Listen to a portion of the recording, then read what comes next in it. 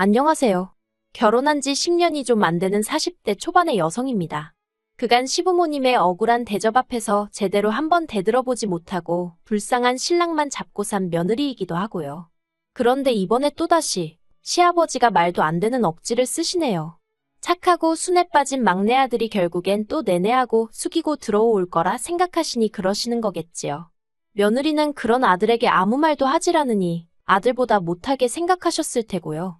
그런데 쥐도 궁지에 물리면 고양이를 문다는 말처럼 저도 더는 가만히 당하고만 있을 수는 없겠는 거예요. 그래서 에라 모르겠단 심정으로 내질러 버렸는데 스스로 잘했다 싶어서 제 이야기 한번 해보려고 합니다. 남편하고는 고등학교 끝나고 아르바이트를 하면서 알고 지내게 된 사이예요. 그렇게 9년을 알고 지내다가 뒤늦게 연인 사이가 되어서 4년을 더 만났습니다. 오랫동안 지켜봤던 탓에 서로를 알아가는 시간은 그다지 필요치 않았지만 연애 당시 남편이 계약직으로 일을 하고 있었거든요. 참고로 남편은 고졸에 대기업 생산직으로 입사한 상황이었어요.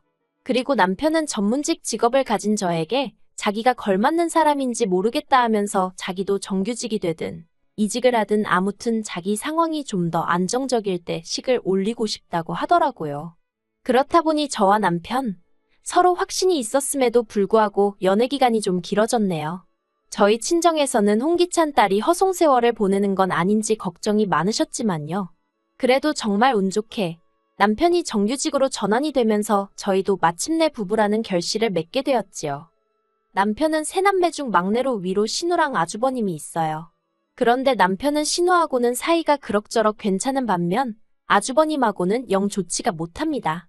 그리고 그 이유가 저희 시부모님은 뭐니뭐니 해도 장남이 최고라고 생각하시는 분들이셨기에 아주버님을 위해서라면 신우랑 저희 남편은 어떻게 되든 말든 크게 관심도 없으시거든요. 일례로 신우랑 언젠가 같이 술 한잔하게 돼서 들은 이야기인데 신우가 결혼한다고 했을 때 시부모님이 그렇게 반대를 하시더래요. 그리고 그 이유가 알고 보니 그 무렵 아주버님이 대학원에 가겠다고 난리도 아니었는데 그때가 저희 시부모님은 하시던 사업을 몇 번이나 망하시고 마지막으로 동네에서 작은 식당을 하고 계시던 때였던 거지요. 게다가 그나마 장사도 되질 않아서 그 잘난 장남아들 대학원비를 내주실 여력이 안 되셨고요. 그러니까 그 불똥이 신우한테 튀어서는 아무리 그래도 혈육이 먼저 아니겠냐며 장남이 잘 돼야 집안이 잘 돌아간다며 결혼자금은 아주버님 학비로 먼저 쓰라고 하셨답니다. 그래서 신우가 싫다고 하니까 급기야는 신우더러 남자애 환장했냐고 그러시더래요. 그러면서 머리카락을 다 잘라놓겠다고. 그리고 그 말에 열받은 신우가 에라 모르겠단 심정으로 시매부와 혼인신고부터 해버리고는 식장에 올 테면 오시고 말 테면 마시라며 결혼을 밀어붙였다는 거예요. 그리고 이후로 신우는 지금까지 시부모님에게 감정이 좋지 못해서 생일이나 명절처럼 특별한 일이 있지 않고는 굳이 시댁에 발걸음을 하지 않아요. 이런 속사정을 알기 전에는 어쩌면 딸이 돼서는 저렇게 매정할까 싶었는데 알고 보니 다 그럴 만한 이유가 있었던 거지요. 그럼 저희 아주버님은 어떤 사람이냐면요. 솔직히 제가 결혼 전부터 시작해서 남편이나 신우에게 아주버님 때문에 받은 차별이라던가 여러 이야기를 듣긴 했지만 저에게 직접적으로 준 피해는 없었거든요. 일부러 저를 골탕 먹이고 그런 것도 없었고요. 그래서 원래는 딱히 나쁜 감정 같은 건 없었어요. 그런데 며느리가 돼서 옆에서 지켜보니까 시부모님이 자식 셋을 대할 때 달라도 너무 다르게 대하시는 거예요. 결혼자금 이런 건 말해 뭐 하겠어요. 신우 자기가 모은 돈 갖고 시집 갔고 저희 남편도 시부모님 도움 하나도 안 받고 저랑 결혼했는데 아주버님은 1억 받아 장가가셨단 소리 듣곤 솔직히 황당했던 게 사실입니다. 하지만 이거야 시부모님이 당신 재산 그렇게 쓰시겠다는데 자식은 물론이고 며느리인 제가 뭐라고 하겠어요. 그냥 속으로 서운하다 생각할 뿐이었죠. 하지만 정말 저를 빈정상하게 했던 건 시부모님이 먹는 걸로 자식들을 차별하신 거예요. 예를 들어 저희 부부나 신혼애가 시댁에 가면 그냥 냉장고에 있는 반찬 꺼내서 대충 차려 먹는 식이라면 아주버님네가 시댁에 가면 상다리가 부러질 만큼 그리고 그 위에는 한우부터 시작해서 온갖 육해공산의 진미가 다 올라가더라고요. 한마디로 저희가 평소에 먹는 반찬은 아주버님 밥상에선 감히 올려선 안 되는 음식이었지요. 그리고 더 열받는 건 그렇게 차별을 하시면서도 시쳇말로 잡일 막일 심부름. 온갖 기사 노릇이 필요할 때면 저희 남편을 찾으셨다는 거예요. 순에 빠진 남편은 시부모님이 뭐라도 말씀을 하시면 뒤에서는 궁시렁거릴지언정 앞에선 싫다 소리 한번 제대로 못하고 시키는 대로 했고요. 그리고 그 꼴을 옆에서 보고 있는 제 속은 타들어갔지요. 말이 나와서 말이지만 무슨 좋은 꼴을 보겠다고 그런 취급을 받으면서도 막말로 시부모님을 끊어내지 못하나 싶을 때도 많았어요. 얼마나 답답했던지 오죽하면 언젠가 제가 남편더러 그러지 말고 막말로 당신도 한번 들이받으라고 한 적도 있다니까요. 그런데 남편 반응은 그래서 뭐가 남겠냐입니다. 하루가 다르게 나이 들어가는 시부모님 염장질러서 우리한테 좋을 게 뭐가 있겠냐면서 자기가 따지고든들 딱히 뭐가 달라질 것 같지도 않다나요. 사실 남편 말도 일리는 있었던 게 시부모님 두 분 다 누가 더하고더라고 할 것 없이 성격이 보통이 아니셨어요. 그러니 그렇게 종부리듯 하고도 고맙다 소리는커녕 욕만 바가지로 하셨겠지요. 그렇다고 막말로 나한테 사과 좀 해주세요 하고 싶은 것도 아니었으니 그냥 마음을 비우고 살게 된 것 같아요. 아무튼 신혼에는 어떤 생각으로 살았는지 몰라도 적어도 저랑 남편은 우리는 우리끼리 잘 살면 된다 그렇게 생각했네요. 그런데 시아버지의 허리디스크와 시어머니의 간암이 연달아 발견되면서 상황이 생각지도 못한 곳으로 흘러갔습니다. 그리고 시아버지의 허리디스크도 상황이 좋지 않았지만 진짜 문제는 시어머니셨지요. 간암이 원래 소리 없는 침묵의 암이니 어쩌니 하더니 이미 손쓸 도리가 없었거든요. 그래서 발견되고 한 달도 되지 않아 세상을 떠나시대요. 그리고 시아버지도 허리디스크 수술을 받으셨습니다. 다행히 수술과 입원 과정에서 간병인을 썼기에 자식들이 크게 고생은 안 했어요. 물론 저나 저희 남편이야 잔심부름 때문에 이리저리 불려다니긴 했지만 매번 당하던 일이라고 표현해야 할지 아무튼 그래서 그럭저럭 넘어갔다 싶었지요. 그런데 상황이 예상치 못한 곳으로 흘러갔습니다. 이제 시어머니도 돌아가시고 안 계신 마당에 시아버지께서 수술까지 하시고 나니 아무래도 거동도 불편하시고 여러 가지로 버거우셨던 모양이에요. 급기야 합가 이야기를 꺼내셨거든요. 그런데 어이없게도 그 대상은 바로 저희 가족이었습니다. 저희랑 합가를 하고 싶으시다는 거예요. 당연히 싫었고 안 된다고 했어요.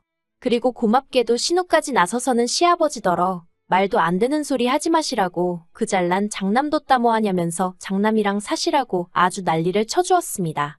게다가 거기서 그치지 않고 아주버님한테도 전화해서 그만큼 지원받아서 그 정도 해놓고 살면 자식돌이는 하라고 네가 사람이 맞긴 하냐 하면서 악을 썼더라고요. 그런데 그래도 전 평소에 아주버님이 경우는 있는 분이라고 생각했는데 시아버지 일로 만나자 해서 나갔더니 무슨 말 같지도 않은 소리를 꺼내왔습니다. 한다는 말이 자기가 계산을 해봤는데 이제껏 시부모님이 자기한테 해주신 지원이 돈으로 환산하면 4억쯤 되는 것 같다면서 자기가 그 돈 토해낸다고. 저희 남편이랑 신우한테 1억 3천씩 줄 테니까 그거 받고 시아버지 똑같이 나눠서 봉양을 했으면 좋겠다는 거예요. 그리고 그 말이 끝나기가 무섭게 신우가 아주버님더러 제정신이냐고 악다구니를 썼어요. 그럼 네가 우리 그 시절로 데리고 돌아가서 대학을 보내줄 거냐? 결혼할 때 돈을 보태줄 거냐? 이제 와서 그깟 돈으로 뭘 하라는 거냐면서 정말이지 틀린 말 한마디 없이 퍼붓더라고요. 그리고는 아주버님한테는 받았을 땐 이런 날이 올지 몰랐냐면서 네가 책임지라 하더니 저희 부부한테는 행여나 아버지 모신다고 하지 말고 니들이나 니들 인생 즐겁게 살라고 하대요. 모시고 사내 어쩌네 하면 자기랑 영끈을 각오하라면서요. 그런데 그 일이 있고 얼마 후 이번엔 시아버지가 직접 저희와 신우를 부르셨어요. 그리고는 하시는 말씀이 그간 아주버님한테 지원해 주셨던 돈을 전부 다 돌려받으셨다며 죽을 때 그걸 저희에게 나눠주시겠답니다. 그러니 저희더러 일단은 번갈아 가면서 당신을 모시라고요. 그러자 신우가 정말 지긋지긋하다면서 시아버지더러 아니 그렇게 평소에 장남 없인 못 산다 해놓고는 이제 와서 우리한테 이러는 이유가 뭐냐고 따지고 들더라고요. 그러자 시아버지 하시는 말씀이 그 집은 맞벌이도 하고 애도 둘이라서 당신이 힘들 것 같답니다. 그리고 그 이야기를 들은 신우가 여기 일 안 하는 사람이 어딨냐고 받아쳤어요. 신우 말대로 저희 부부도 맞벌이, 신우네도 맞벌이였거든요. 다만 아주버님네랑 차이가 있다면 저희나 신우네는 자식이 하나뿐이라는 거였지요. 그러자 시아버지가 신우더러 너 잘났다며 화를 내시더니 뜬금없이 그 불똥이 저한테 튀었습니다. 시아버지께선 갑자기 저더러 너는 시집와서 한 게 뭐가 있냐며 아들을 낳은 것도 아니고 도대체 정신머리를 어디다 두고 살았길래 시어머니가 그렇게 될 때까지 몰랐냐는 거예요. 며느리가 돼서는 시어머니 건강 하나도 못 챙기고 정말 화가 나신다나요. 그리고 그 소리를 들으니 마치 망치로 뒤통수를 한 대 맞은 것처럼 정신이 들었습니다. 며느리가 저만 있는 것도 아니고 엄밀히 말하면 맏며느리인 형님한테 먼저 책임을 물으셔야 하는 거 아닌가 싶고. 그래서 왜 저한테만 이러시냐니까 그냥 저 하는 꼬라지를 보면 답답하고 속이 터진답니다. 밑도 끝도 없이 또 욕을 먹고 있으니 정말 부하가 치밀고. 솔직히 원래도 시아버지한테 제가 정이 있고 그런 것은 아니었지만 어른이나마나 정말 꼴도 보기 싫어지대요. 그래서 제가 시아버지더러 그런 소리까지 하실 만큼 제가 싫으시면서 왜 저희랑 살지 못해 안달이시냐고 제가 싫다고 했습니다. 남편이 알겠다고 해도 제가 같이 안 살 거라고, 아버님이랑 살 바엔 이 사람하고 이혼하겠다고요. 그러자 시아버지가 깜짝 놀라셨는지 무슨 말을 그렇게 하냐입니다.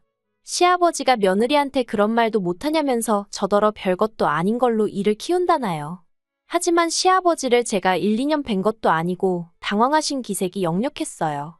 그리고 그건 오랜 세월 동안 시아버지가 싫은 소리 서운한 소리 하시면 말대꾸는커녕 닭똥 같은 눈물을 흘리던 저였으니까. 한마디로 제가 약 먹었나 싶으셨던 모양입니다. 솔직히 왜 그렇게 당하고 살았냐고 누가 묻는다면 앞에서도 이야기했지만 일단 남편이 입 딱 다물고 정말 자기가 무슨 죄라도 지은 것 마냥 시부모님의 온갖 불평불만을 들어드리며 욕바지를 하고 있으니 제가 나설 의지도 타이밍도 찾기가 어려웠어요. 그저 그럴 때마다 그 시간만 지나가길 바라고 이후로 남편이랑 저랑 서로 다독이며 그래 늙어가는 부모님 이겨서 뭐 하겠어 하고 참았을 뿐이에요. 그리고 솔직히 마음 한구석에선 말씀은 저렇게 하셔도 우리한테 미안한 마음이 조금은 있으시겠지, 고마워하고 계시겠지 그런 믿음이 있었달까요? 그런데 이번에 시아버지가 저에게 하신 말씀은 그간 제 일마리 기대를 깨부시기에 충분했고 까놓고 말해서 제가 나중에 무슨 부귀영화를 누리겠다고 그 푸대접을 또 받으며 살아야 하나 싶더라고요. 그래서 절대로 안 모신다고 그러곤 남편한테 선택하라 했습니다. 시아버지 밑에서 머슴마냥 평생 빗자루로 얻어맞으며 살 건지 저랑 같이 살 건지 말이에요. 그랬더니 남편이 한숨 한번 길게 내쉬더니 시아버지더러 제가 자식을 키우면 키울수록 아버지가 왜 나한테 그렇게 모질게 하셨을까 그런 생각만 들더라면서 더는 아버지 비위 맞추고 눈치 살피며 살기 싫다고 형하고 사시던 혼자 사시던 알아서 하시라고 자긴 이제 모르겠다며 죄송합니다 건강하세요 하고는 저더러 집에 가자고 하대요. 그러자 신우도 시아버지더러 결국 이렇게 될 줄 알았다면서 그래도 걱정 없지 장남이 알아서 해결해 줄 거 아냐 라곤 비꼬더라고요. 그리고 이후로는 정말 귀 막고 아무것도 안 듣고 산다는 심정으로 아주버님이고 형님이고 전화 오는 것도 다 무시하고 지냈습니다. 솔직히 저희 시아버지가 거동이 조금 불편해지신 건 맞지만 그렇다고 무슨 장애가 생기신 것도 아니고 혼자 얼마든지 생활하려면 하실 수 있는 상황이었거든요. 그래서 걱정을 크게 하진 않았어요. 그리고 저희 부부는 그간 할 만큼 했다 싶었으니 솔직히 누가 감히 우리를 욕하겠나 싶었지요.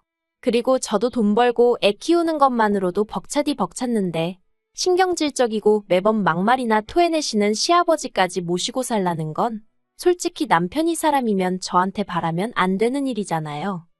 아무튼 그리고 신우에게 들으니 시아버지가 아주버님네와는 상의도 없이 아주버님네로 쳐들어가셨답니다.